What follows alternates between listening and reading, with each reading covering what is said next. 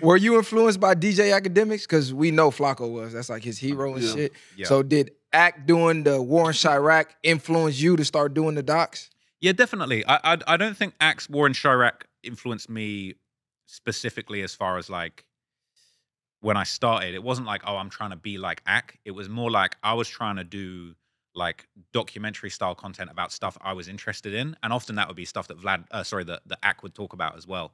But I think once I started doing the gangster stories, I think the War in Chirac was an interesting template as far as like the way that Academics approached it. Like, I always give Ak a pass because I know he gets a lot of negativity for the War in Chirac. People say he was very disrespectful in the way that he spoke about people, and I get where people are coming from. But then also, I think Ak was one of the first people to shine a light on what was going on in Chicago, and I think that's why I feel like I believe in what I do, because even you get rappers like Lil Reese, they talk about, look, Academics shone a spotlight on our city. He actually made it so there was a lot of motion around us. That was when Chicago drill was kind of first coming about. And yeah, Academics, he was probably a little bit insensitive in the way that he spoke about certain people, and I completely understand that. But at the same time, I think a lot of guys that were down bad got put on and got a spotlight put on them by shit that Academics was doing and saying and giving people a little bit of attention. And I think that changed a lot of people's lives, and I respect that. And I know that Academics wouldn't talk about people now the way he spoke about people back then, but I think that he really created the template and the lane as far as like, yo,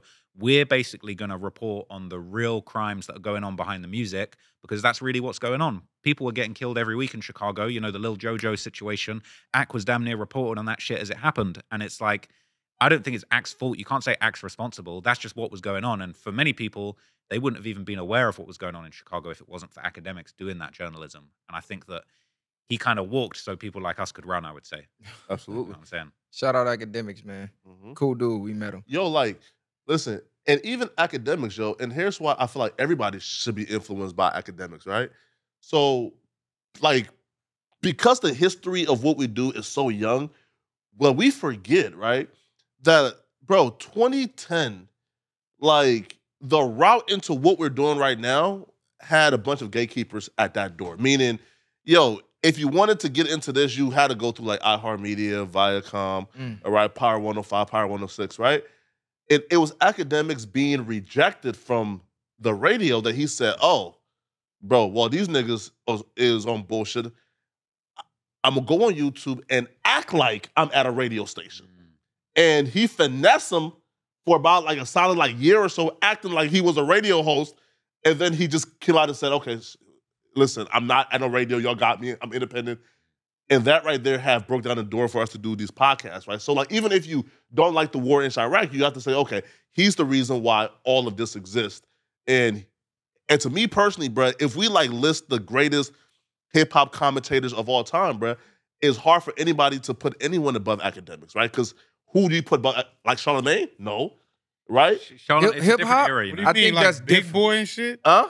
You ain't speaking like far as Big Boy and all that, right? Yeah, he's talking about over there. But what Big Boy was doing was different, Smoking, though. man. What No. Big Listen, Boy was- that was a Academics- different era. I would say Big Boy was No, probably... because Big Boy was actually doing it for the music. He wasn't trying to narrate their backstories on shit. But he translates this stuff. but he would allow his platform to allow the person to give their backstory, not that he has to go and dig in and figure out what they saying. It's like, well, we see him come speak and we decide whether if he's speaking truth or fiction.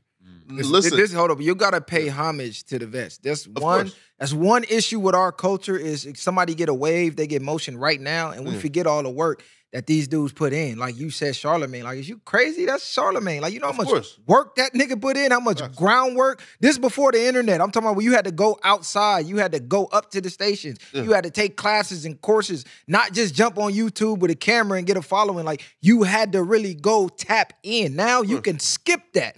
You can just turn on a camera, and if they like what you're saying, you got motion now. So I here's do tougher. salute Act. I salute Act because he done something nobody ever did. Sure. You know what I'm saying? He's a grandfather, a gatekeeper in that lane. But speaking on just hip-hop, he didn't make his bones with hip-hop. He made his bones with little niggas killing each other and him giving them nicknames and reporting play-by-plays on what they were doing. These niggas made their bones in hip-hop. no, you see, right? Big here, difference. You see, right here, for example, right? Yo, the War in Chirac is probably Academics' like 6th or 7th biggest channel, meaning this, right?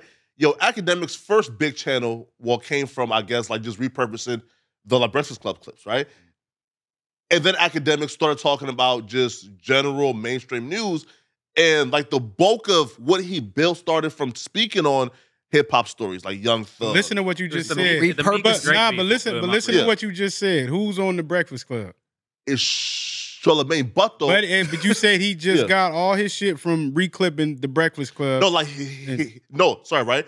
Is his start came from that, right? But here's why I put academics above the Charlamagnes and the big boys. Is because, for example, right?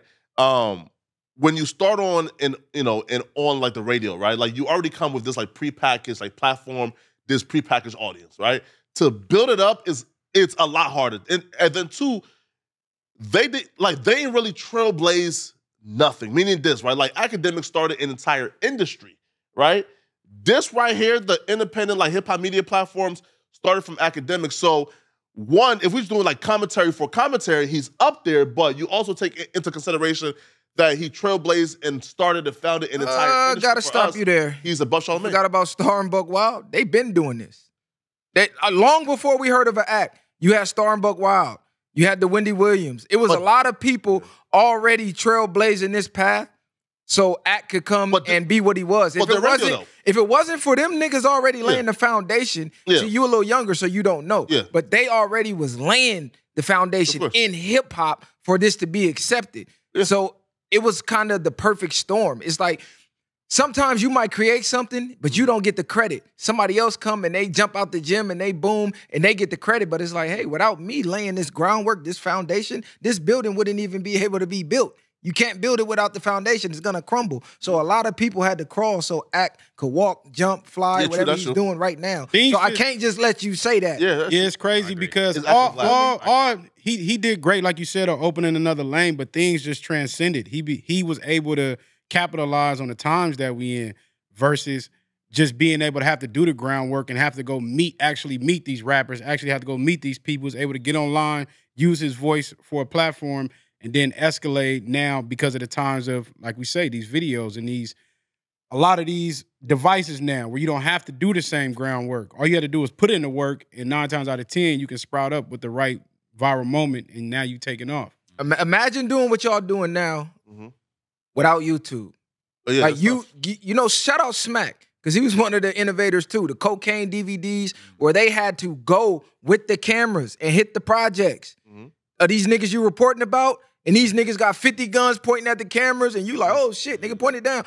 That's how they had to make their bones. They couldn't just get on YouTube and repurpose what they put on Instagram for you to repurpose. You had to go do the groundwork. Do y'all think y'all would be as avid on talking about this type of shit if that was still the case? Well, you know what's interesting? I've always looked at, like, do you remember Beef DVD? Yep. Like, I've always looked at that as almost like that's like, imagine like Charlamagne to academics. That was almost like to what I was doing when I was making beef videos, 50 Cent versus Rick Ross beef. I would look at the beef DVDs as inspiration of like, how do they tell a story of a beef between this guy and this guy? Obviously, that's kind of evolved into kind of the gang beefs that I cover now, right? But it's like, I would say like nothing's ever really original. Like there's always people that you've been inspired by, people that put it on, even like Vlad was doing documentaries before he was doing his interviews. He was doing like Ghost Ride the Whip and shit back in the day. Like, I think there's been so many different eras and different pieces of heritage that have influenced the next generation. I think it's just like the next generation always goes bigger. Like, academics' lane is way bigger than Charlamagne's lane, but whoever the next academics is, they're going to come up with something that's probably 10 times bigger than what Act did. Because I feel like the pie grows every year, every 10 years, the pie grows even bigger. Like hip hop, as it is now, when Charlamagne started, it's probably on a whole, if it's a multi-billion-dollar industry, hip hop's like the NFL or something now, you know what I mean? It's this whole multi-billion-dollar industry where everyone's following along and listening, and it's like, it wasn't like that. I mean, back when you mentioned like Star or even Sway, like back when they were doing interviews on like MTV, you couldn't have imagined hip hop getting to the level it's got to now. You know what I mean? Like now, in the last 10 years, like hip hop became pop music. It became the mainstream music that everyone wants to listen to. And back then, it was kind of niche. Like, hip hop in the 90s, like obviously it was a big thing, but it wasn't like now where it's like damn near everyone loves rap. Everyone knows about rappers, even drill music. Like so many people are listening to these artists. I think the pie is just way bigger than it is now. So like, I feel like I understand why you feel like Ak is kind of the GOAT, but then it's also like, we wouldn't exist without Ak. Ak wouldn't exist without He feel like Ak is the GOAT because Ak inspired him. Ak gave him leverage. Ak put him in certain positions. So it's only right to pay homage, but you still, as like he was saying, have to pay homage to the people before them. That's see, right? And then also too, man, like why I give Act a bunch of credit, right? Is because like I understand what the next step for hip hop is. Meaning this, right? Right now, the Black creators in this space in terms of hip hop media and hip hop in general, we are, the highest skilled exploited class of workers in America, right? So because I understand like what the next step is, I now have to understand, okay, who's going to take us to that next step? Meaning the infrastructure have to get torn down. Meaning, right, like we can't continue to operate in a space where there's Masa's favorites and Masa's unfavorites. Meaning this, right? When you look at the BET, like red carpet, all the Black media outlets there, right? Like the Good Boys Club that niggas like me act, or y'all probably would never get invited to because we don't fit, like that, like their prototype of what they believe a media platform should be. I'm saying at some point we have to figure out, okay, well, somebody has to pour this gasoline and burn this shit down. I know when I pour this gasoline and I pass the lighter to you, that shit being burned down. I pass it to you, nigga, right? It's being burned down. If I pass that lighter to Charlamagne the God and Big Boy, is the infrastructure being burned down? No. Why? Because they'll be a fool, because the infrastructure is how they eat. So meaning if we know that at some point this shit has to be torn down because we can't be the exploited class any longer, right? Well, we have to now like exalt up the niggas that y'all feel comfortable of. If y'all pour that gasoline, who can you pass that lighter to and be confident that this nigga going for me? But in 10 years, like the new young generation is going to come through and fuck up our spot. You know what I'm saying? Yeah. Right. The way that you're coming through, even then, to even think that you're looking at it from them when Big Boy's been working maybe 25 years now to the point where he doesn't need to do nothing. He's connected to everything in hip hop. Of course. He's probably done interviews with anybody relevant in hip hop since the 90s. So it's like, for him to even be looking for something to pass, it ain't gonna make no sense regardless. But those type of events, like you say, we watching it crumble as we see right now with all this Hollywood shit going on. So we're going to start to see. But now you need more people to create those platforms, to create new shit to produce, instead of keep trying to go to these Grammys, keep trying to go to this shit. You need more people to come out and play those positions to where other people that's not even brought into that, where it is no favoritism, can get in there and not have to worry about, like you say, Massa or who else controlling that shit. I agree with what you're saying, though. Yeah. It's like the law of polarity. In order to build, you have to destroy. Right? Absolutely. It's like building muscle. You have to tear the muscle, then the muscle repairs itself, then you can build. Or like a snake shedding its skin. You feel me? I agree, but that does not mean shit on the people who came before you. Because like he said, in 10 years, these little young niggas in front of these cameras, they're going to be the new hot shit, and you might be the old shit. So all the work you putting in, you're going to want that recognition in this industry for the work you put in, not for them to say, man, fuck that old stuttering nigga. Man, them niggas, they blah, blah, blah. Like, no, you pay homage. We the only race of people who don't pay homage. They're like, I don't like that. We get in front of these platforms, we shit on the vets or whatever the case. Ain't nobody perfect. You know what I'm saying? They eating off the infrastructure. Of course they don't want the infrastructure to crumble. That's like somebody who will start a platform now where they have rappers come freestyle. And they blow up. Like I-95, they doing that shit on the East Coast too. Yeah. That would be crazy for them to come and say, well, fuck Big Tigger Rhapsody in the basement. Yeah. Nigga, they started that. Of course. Like, what the fuck you mean? Pay homage. You might even be doing it on a bigger, better level. Like, some people think LeBron better than Jordan. Do that mean shit on Jordan legacy? Fuck no. Pay homage, like who you like, because it's really generational anyway. Whatever generation come along, whoever blows up in their generation, that's the best to them. But still pay homage to the greats. I think Chappelle's the GOAT. Did that mean shit on Eddie Murphy? No. Fuck no. Without Murphy, it ain't no Chappelle. So pay homage. That's all I'm saying. Look, better question, right? And this is sort of like a slight left, right? Are y'all ready to be martyrs in terms of like y'all platform, like for a cause, meaning this, right? If you know, listen, there's a change that needs to be made, meaning this, right? There's a huge problem with Speedy Mormon being considered the leader of the new class, right? In terms of this hip hop media shit. And nobody here can tell me an opinion that Speedy Mormon has ever given. Meaning, I can't tell you what he thinks about Trump. or Kamala or the drill scene. Because Speedy Morman plays the game perfectly, right? Speedy Morman, he keeps his opinion to himself. He do these like fun little interviews and shit, for me. And he keeps climbing up the ranks, right? And he's considered the leader. So I'm saying, are you guys ready to be martyrs to make sure that, again, Speedy, I love you, bro, but the Speedy Morman prototype doesn't continue to get pushed in front of people like ourselves? Considered, who is he considered the leader of? Like this new like cultural hip hop and hip hop adjacent spaces. He's often regarded as the next nigga up, meaning like right, like he's the one that like, you know, the like Complex and VH1 and Viacom and BT and our media and Amazon continues to give, you know, him these roles in terms of leadership and like opportunities, right? And he's the one that continues to get pushed to the front, right? And he sort of has now like surpassed like the Nadaskas and the Jinx.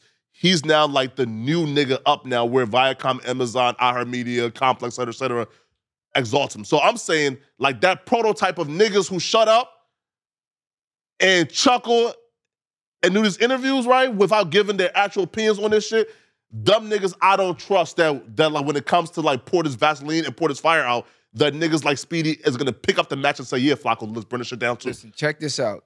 It's a paradigm shift going on. Yeah. The day and age of that shit you talking about, it's over. It's crumbling in real time. We've seen it.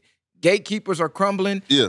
People want what's real, which is why drill exploded. Yeah. They want what's real. They don't want you to just lie and rap about the shit no more. They want you to be really doing what you're talking about. Same thing with this media. They don't want this everybody being political and everybody scared to get their opinion. No, say what the fuck you mean what the fuck you say, stand on your opinion, good or bad, take whatever flack come with it, stand on your words. People want the truth, they want honesty, all this camouflage, and that's what's wrong with the fucking game. That's why all these garbage ass niggas making this popcorn music was running shit for so long. Because everybody who had the real talent, they don't want to play the game. They like, fuck that. I'm not finna come in here and make this ringtone rap because y'all making money. Nigga, we started this. This is our culture. Right. So we need people like us, that's truth tellers, to take the power back. That's how it started. It's just like the world. It goes in cycles. Same thing. You might have a great empire. We like, damn, this is the best empire ever. Then that shit crumbled. And the next empire is bigger than the last. Same thing with hip hop. We had a long stretch where the fuckery was running shit, and now we're starting to see realism come back. Hence why Kendrick is performing at the motherfucking Super Bowl. Hence why everybody who's doing the most streams, it ain't drill. It ain't this little popcorn dance rap. Yeah. It's cool for TikTok, but when you do the numbers and the analytics, the real artists are running shit still. No, facts. Here, but how you feel about it though, bro? Because I don't want my man to get left out the combo. I think you make a really interesting point, because I think sometimes people forget that like drill, it's not necessarily mainstream culture. Yeah, you got drill artists that really break through. Lil Durk probably comes to mind as like the biggest guy that's gone clear in the mainstream off the back of drill music. But Durk kind of makes all like pain music now. It's kind of, you know, he's got that, was it Love Songs for the Streets 3 coming out or something like that. He's got like Sabrina Carpenter and like Morgan Wallen on there. He's making pop music now, so you can't really say it's drill. You know, King Von, he wasn't making #1 songs. You know, it is actually quite niche. It's kind of a subculture. So I agree, and I feel like if you're a rapper, I mean, this is something, maybe this is a tangent, but it's like when I meet young guys that are making drill music, making gangster music, like I would always say to them, you know, I was in New York with a couple of young drill rappers, and I was kind of advising them. I was kind of like, oh, you guys, you don't need to do the dissing anymore. You don't need to make fun. You can make commercial music. You can make hit songs. You can make a pop song. Like, you guys, you need to maybe think a little bit bigger than the drill music, right? Because that can only go so far. And unfortunately, for a lot of people, it leads down the negative path. People end up losing their lives or losing their freedom over drill music. But a lot of people who are actually talented when it comes to the music, yeah, drill maybe is where you make your name. Someone like Durk made his name in drill music, or even someone like, I don't know, Fabio Foreign, but then he's transcended that and gone mainstream, making songs with Ye, making pop songs, Alicia Keys or whoever he's collaborating with, right? So it's kind of like, I feel like it's really important to make people understand drill is kind of a way to get on, but it's not necessarily mainstream. You're not having a #1 Billboard hit off drill. You know what I'm saying?